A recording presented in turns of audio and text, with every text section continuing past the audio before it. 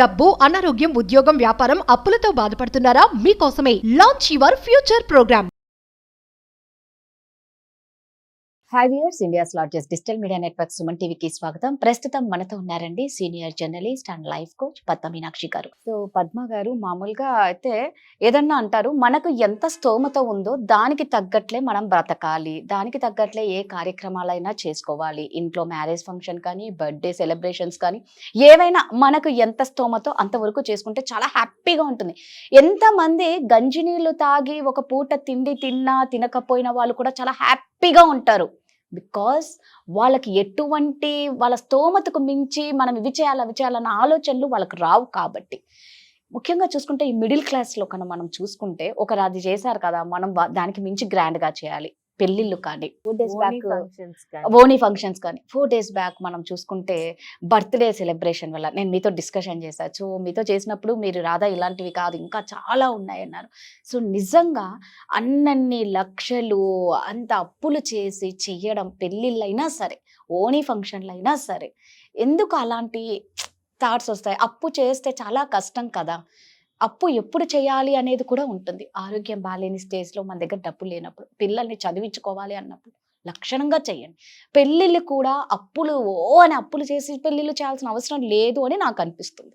మీరేమంటారు? రాధా, చాలా valid point. ఎందుకంటే నేను ఒక రిపోర్ట్ వచ్చింది. ఏంటంటే ఆ రిపోర్టు ఇండియాలో ప్రత్యేకంగా ఇండియాలో జీవితాంతం దాచిన డబ్బు ఒక పెళ్లి మీద ఖర్చు పెట్టేస్తాడు. అబ్బా, not just middle class and upper middle class, even lower క్లాస్లో కూడా ఒక 1000 మందిని పిలిస్తే వాళ్ళ మైండ్ సెట్ ఎలా ఉంటుందంటే, ఒక 500 మంది వాళ్ళ పెళ్ళికి వస్తే, లేదా ఎక్కువ మంది వస్తే వాళ్ళ పెళ్ళి ఘనంగా చేసామనుకుంటారు. అందుకేం చేస్తారు, వీళ్ళకి ఒక నెల డోపమైన్ రిలీజ్, అది ఒక నెల రోజులో లేకపోతే 2 నెలలో పక్కింటి వాళ్ళు, ఎదురింటి వాళ్ళు, చుట్టాలు భలే చేసేవయ్యా పెళ్ళి అని అనాలి.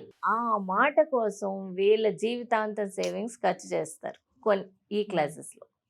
ఇంకా మిడిల్ క్లాసు వీళ్ళకి వచ్చేసరికి ఏంటంటే, మొదటి నుంచి అసలు పిల్లల పెళ్ళి, ఆ పెళ్ళికి ఖర్చు పెట్టాలి. ఈ దాయడం అంతా కూడా పిల్లల చదువు, వాళ్ళ భవిష్యత్తు, చాలా కొన్ని ఫ్యామిలీస్లోనే అలా ఆలోచిస్తారు. ఎందుకు అంటే, ఒకే ఒక్క పెళ్ళి ఖర్చు పెట్టకపోతే ఎలాగా, ఒకే ఒక్క పెళ్ళి వాళ్ళని పిలవకపోతే ఎలాగా, వీళ్ళని పిలవకపోతే ఎలాగా, ఈ ప్రెషర్ క్యారీ చేస్తూనే ఉంటాం మనం. పెళ్ళి 2 వ్యక్తులు చేసుకునేది, అది వాళ్ళకున్న పరిమితుల్లో వాళ్ళకి ఎంత బడ్జెట్ ఉందో అంతలో చేసుకోవచ్చు. కానీ పెళ్ళి అనే చుట్టూ ఒక పెద్ద, ఈ పెళ్ళి అనే వ్యవస్థ చుట్టూ ఒక పెద్ద ఇంకొక ఆర్థిక వ్యవస్థ నడుస్తుంది. అంతే కదా. పెళ్ళి అనగానే కేటరింగ్ వాళ్ళు, డెకార్ వాళ్ళు, ఈ వేరే దాని చుట్టూ ఉన్న ఏవేవైతే ఈవెంట్ మేనేజ్మెంట్ వాళ్ళు, ఫ్లోరిస్ట్స్, ఇలా రకరకాల ఇండస్ట్రీస్, ఇప్పుడు సంగీత్, మెహందీ చాలా ఉంటాయి ఒక పెళ్లి అంటే. దీని తర్వాత ఏమైంది, ఇప్పుడు సోషల్ మీడియా వచ్చింది. పూర్వం ఏంటి, మనం ఒక పెళ్ళి అంటే మనం చూసిన దగ్గర వాళ్ళు, మనం పిలిచిన వాళ్ళు, వాళ్ళు పెళ్ళి ఇలా చేశారని అదొక్కటే బార్ ఉండేది. అంగరంగ వైభవంగా పెళ్ళి అనేవారు, అదొక్కటే బార్ ఉండేది. ఇప్పుడేంటి, అసలు పెళ్ళికి బార్ లేదు. ఎందుకంటే డెస్టినేషన్ వెడ్డింగ్స్ వచ్చేసాయి. పూర్వం ఇళ్లల్లో పెళ్ళిళ్ళు అయ్యాయి, తర్వాత కళ్యాణ మండపాలు, తర్వాత కన్వెన్షన్ హాల్స్, స్టార్ హోటల్స్, ఇప్పుడు డెస్టినేషన్ వెడ్డింగ్స్. ఈ డెస్టినేషన్ వెడ్డింగ్స్ ఎప్పుడైతే అందరూ ఈ బాలి వెళ్ళి చేసుకోవడం, జైపూర్ వెళ్ళి చేసుకోవడం, అదొక ఇంకొక పెద్ద ఒక ఎకనామిక్ విషియస్ సర్కిల్ అది. అలా ఏదో ఒకలాగా అంతలో చేసుకోవాలి అని చెప్పి ప్రతి ఒక్కరికి ఒక్కసారే కదా పెళ్ళంటే జరుగుతుంది, చేసుకోవాలి.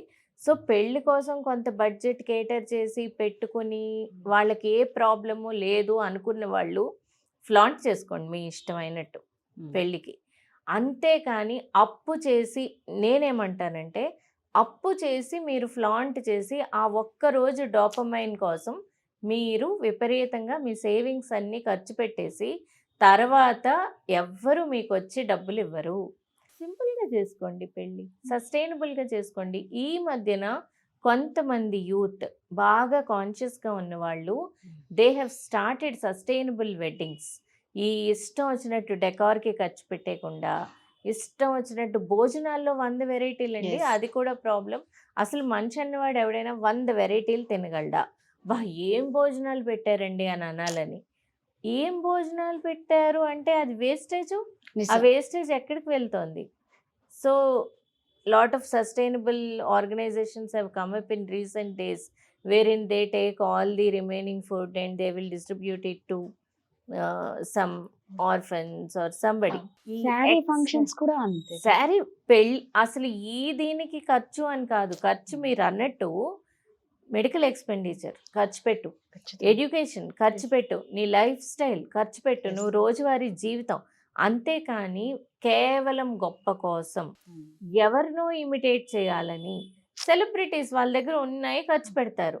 ఈ సోషల్ మీడియాలో వాళ్ళు ఇలా చేశారు, వీళ్ళు ఇలా చేశారు, సో మనం ఇలా చేయాలి అని ఖర్చుని అసలు పెంచుకుంటూ పెంచుకుంటూ కేవలం టెంపరరీ డోపమైన్ కోసం మనం స్ప్లాష్ చేసేస్తాం మన సేవింగ్స్ అన్నీ.